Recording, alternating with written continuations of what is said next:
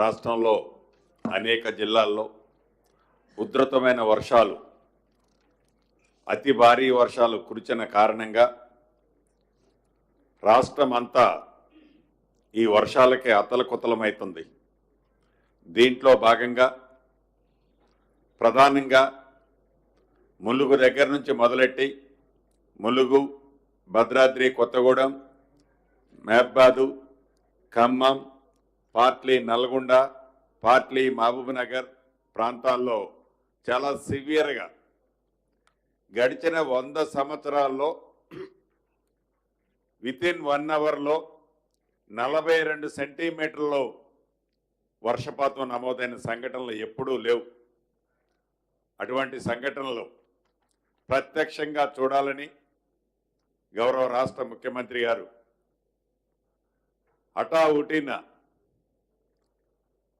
Helicopter పనిచేయకపోయినా road మార్గంలో నిన్నంతా ఖమ్మం జిల్లాలో ప్రత్యక్షంగా నష్టపోయిన ప్రాంతాల్లో పర్యటిస్తూ రాత్రి ఖమ్మం జిల్లాకు సంబంధించిన రివ్యూ మీటింగు అధికారులకు దిశ నిర్దేశించి మళ్ళీ ఉదయం లేచిన దగ్గర నుంచి ఇటు మహబాద్ జిల్లాకి కూడా రావటం జరిగింది. వారికి ముఖ్యంగా మహబాద్ జిల్లా ప్రజల పక్షాన, నా పక్షాన ఇన్ఛార్జి మంత్రిగా అభినందనలు, మనస్ఫూర్తిగా కృతజ్ఞతలు తెలియజేస్తున్నాను.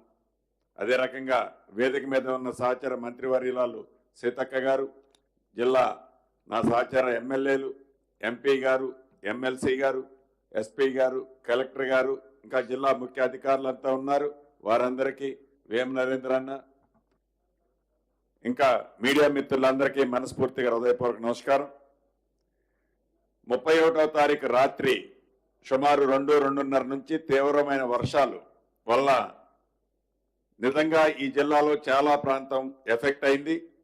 ముందుగా ఏవైతే 2 రైల్స్ సుమారుగా 1600-1700 మంది ప్రయాణికుల్ని సమయస్ఫూర్తితో జిల్లా యంత్రాంగం అంతా కాపాడినందుకు గౌరవ ముఖ్యమంత్రి గారి పక్షాన, ఈ మహబాదు ప్రజల పక్షాన అభినందనలు, కృతజ్ఞతలు. అధికారులకి, కలెక్టర్ గారికి కానీ, ఎస్పీ గారికి కానీ, కష్టపడ్డ వారందరికీ అభినందనలు, కృతజ్ఞతలు కూడా తెలియజేస్తున్నాం.